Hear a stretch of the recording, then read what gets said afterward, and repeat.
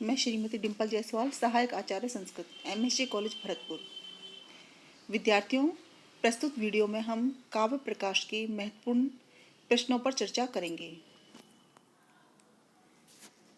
इससे पूर्व वाले वीडियो में हम काव्य प्रकाश के कुछ महत्वपूर्ण प्रश्नों पर चर्चा करके आए हैं। प्रस्तुत वीडियो में उससे आगे वाले प्रश्नों के बारे में बताया जा रहा है। आचार्य मम्मट ने काव्य के कितने भेद बताए हैं? उत्तर है, आचार्य मम्मट ने काव्य के 3 भेद बताए हैं: उत्तम काव्य, मध्यम काव्य और अधम काव्य। उत्तम काव्य को और किस नाम से जाना जाता है? काव्य का प्रथम भेद है उत्तम काव्य। उत्तम काव्य को ध्वनि काव्य के नाम से भी जाना जाता है। मध्यम काव्य को और किस नाम से जाना जाता है? आचार्य मम्मट विरचित काव्य प्रकाश के अंतर्गत काव्य के द्वितीय भेद मध्यम काव्य को गुणीभूत व्यंग्य काव्य के नाम से भी जाना जाता है।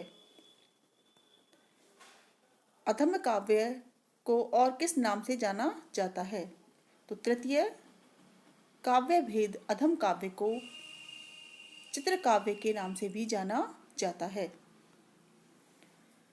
अधम काव्य के कितने भेद होते हैं?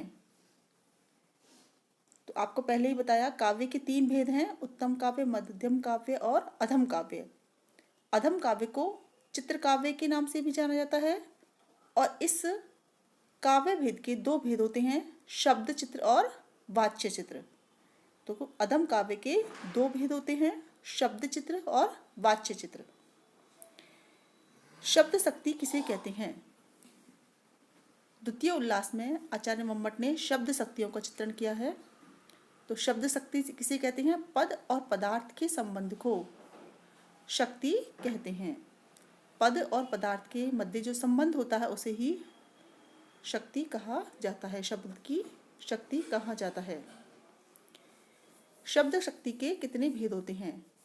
तो आचार्य मम्मट के अनुसार शब्द शक्ति के 3 भेद हैं: अभिधा शब्द शक्ति, लक्षणा शब्द शक्ति एवं व्यंजना शब्द शक्ति। तो 3 भेद हैं शब्द शक्ति के: अभिधा, लक्षणा एवं व्यंजना।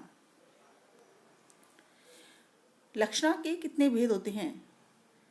आचार्य मम्मट ने लक्षणा का बहुत ही विस्तृत और सुंदर चित्रण किया है। उन्होंने काव्य प्रकाश के अंतर्गत लक्षणा के 6 भेद माने हैं। कितने भेद माने हैं? 6।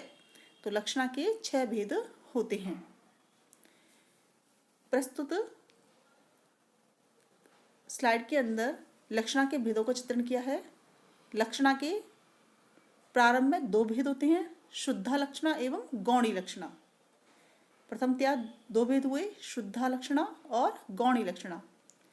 तदुपरांत शुद्धा लक्षणा के पुनः 2 भेद होते हैं: उपादान लक्षणा एवं लक्षण लक्षणा।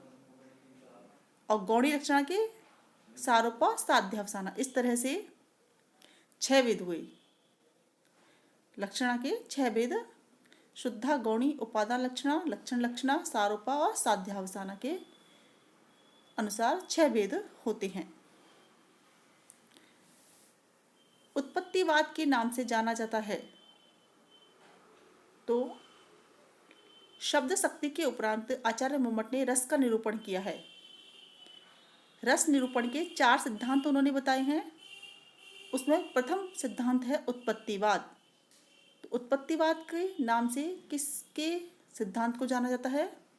भट्ट लोलट सम्मत रस सिद्धांत।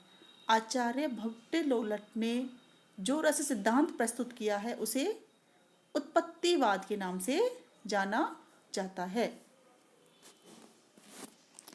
अनुमितिवाद के नाम से किस रस सिद्धांत को जाना जाता है? तो आचार्य शंकुक सम्मत रस सिद्धांत को अनुमितिवाद के नाम से जाना जाता है। उत्पत्तिवाद, जैसे कि नाम से स्पष्ट हो रहा है, इसके अनुसार रस की उत्पत्ति होती है। तो इस सिद्धांत में रस की उत्पत्ति को माना गया है। रस की उत्पत्ति होती है, इसलिए इस रस को उत्पत्तिवाद के नाम से जाना जाता है। अनुमितिवाद, आचार्य शंकुक ने इस रस सिद्धांत की प्रतिपादना की थी।